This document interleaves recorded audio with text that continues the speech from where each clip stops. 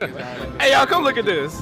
So what are your thoughts on OnlyFans, sex work, and do you believe that a woman doing OnlyFans or porn might have an impact on her future romantic prospects? And if so, how and why? The truth is that if you are going to engage in sex work, you are going to probably make a lot of money, especially if you're young. You're on a very tight rope. As you get older, your value goes down, and men are going to want women that are younger and available to them. The truth is that high value men don't want to date women that are sex workers or even women that aren't sex workers.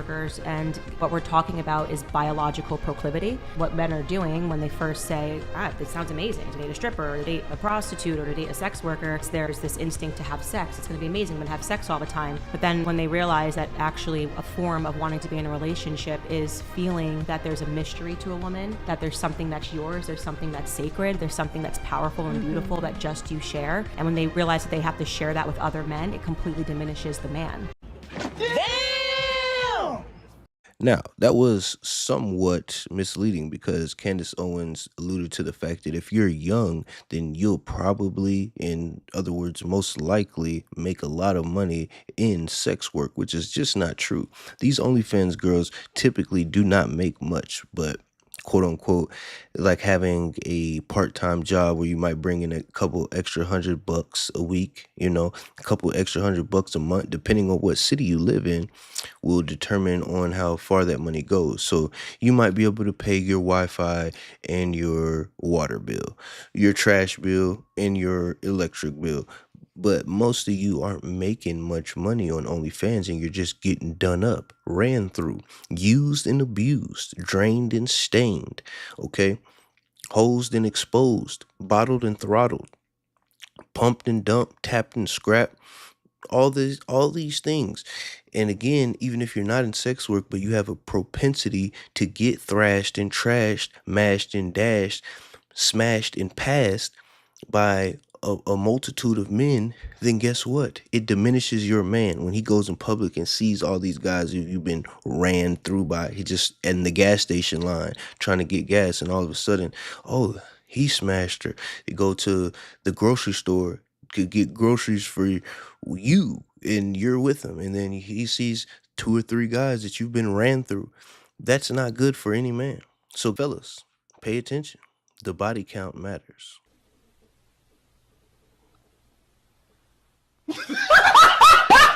Peter, I just want to get one final thought from you. Are there words that are used to describe men that offend you?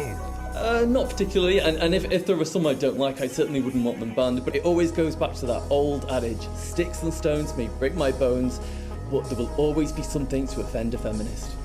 Peter Lloyd. No, that's just obnoxious. Peter Sorry, Lloyd, you have to give me a chance to respond to that. That is ridiculous. No, hang on, I won't do your show again if you don't let me respond to that. Go on, Kate, have a word. Come on, that's ridiculous.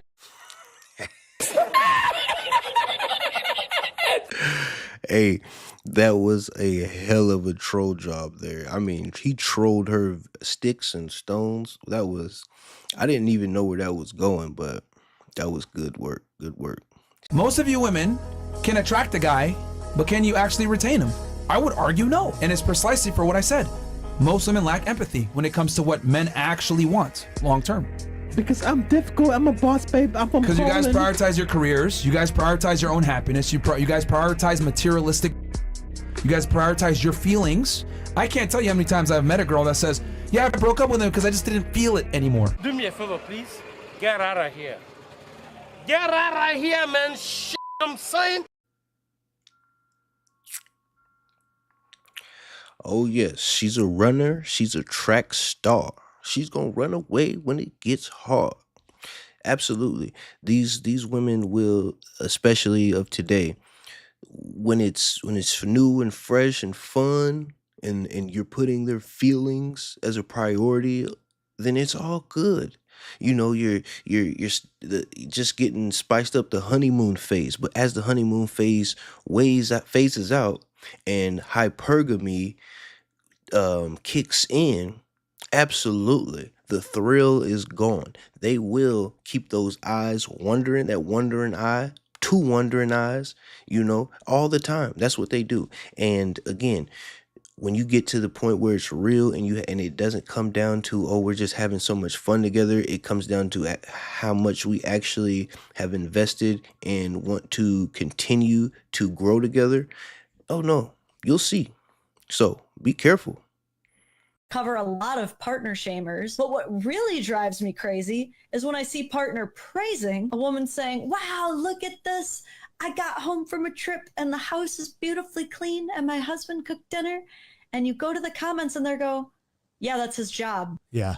You're starting to see more of these cases where there'll be a woman in the subway saying, I'm standing and none of these men have given up their seat. I'm sympathetic to her frustration because I would give up my seat. But I'm also a little frustrated with the presumption of, I'm a strong, independent woman. I don't need no man. Why are you opening the door for me? I can do it myself. Here's the point. You get more of what you reward and you get less of what you punish. And that's not a man thing. That's a humanity thing. But the thing that I tell men a lot is you still got to choose to be the chivalrous guy, because that's not just a reflection on society. That's not just a reflection on culture. That's a reflection on you telling culture, you're not going to change me into something that I'm not simply because it's not getting the best attitude right now. Yeah, I don't really understand this. Oh, my wife went on a trip without me business. What I don't know what that's about. Come home and you got the house all clean for her, and that's another story for another day. But I will tell you this. This feminist movement does impact chivalry. And I've seen a lady in the store not long ago carrying a somewhat heavy box, probably 6 out of 10 for her, which would have been a 1 for me. But I did not help her. It was pretty small, intimate store.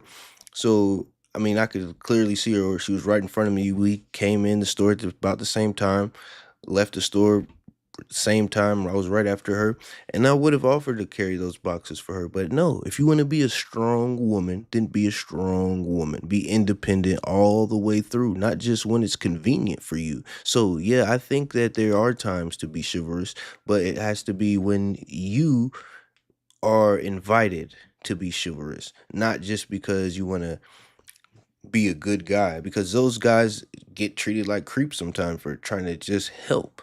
So there I disagree. This story is absolutely outrageous. Would you guys be proud? Please let me know in the comments. Teenage runner Aidan Gallagher became the Oregon girls 200-meter state champion last week, posting one of the fastest times in the state's history. Many of the watching spectators loudly booed.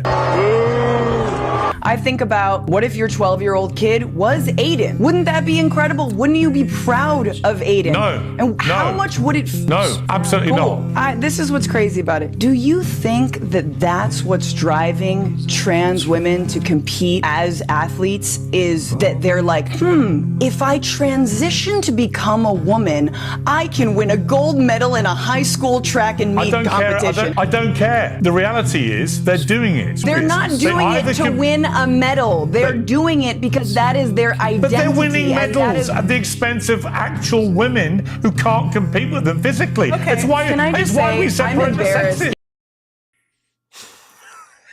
Yo, Pierce Morgan is hilarious. He's talking about no, I would not. Let's just be real. Let's just be real, people. Stop this madness. Stop it. So let's say a daughter of mine comes to me and is like, Dad, you're kind of broke. You're just not making it, But here's the thing. I've got this camera, and what I'm going to do is I'm going to hump some dudes on this camera, and other dudes are going to pay me a bunch of money while they masturbate to that. And then we're going to get you out of this poverty situation. I would fucking lose my mind and go, no, I would rather die in the gutter. Die in the gutter broke with people literally spitting on me than ever see you do that. Is your dad like me? No, he's not. You sacrifice yourself, and instead of your parents telling you, I don't want you to sacrifice your future, yourself, your body, they literally push you there. Honestly, I wish I would be your mother. I would never let you do that. Whew, sad shit. That is sad shit. I'm with Andrew on that. I'd take the same stance. You're gonna have to put me in the gutter before you catch me witnessing something like that willingly. But I will say this woman is saying her dad is encouraging her to do this and all this. Listen now, the apple don't fall too far from the tree. Her father was probably dealing with a hoe in the first place, which is probably how this lady got to Earth. So if he sees that she's going to be a hoe and get ran through for free. He's like, well, you might as well make a couple bucks on it. At least that's just the only thing I can think of. But y'all let me know what you think in the comments. We're going to end this video here. Like, comment, subscribe. Make sure we share the content, get the word out. A man's eye review. On that note, we through. Until the next video, y'all know what to do.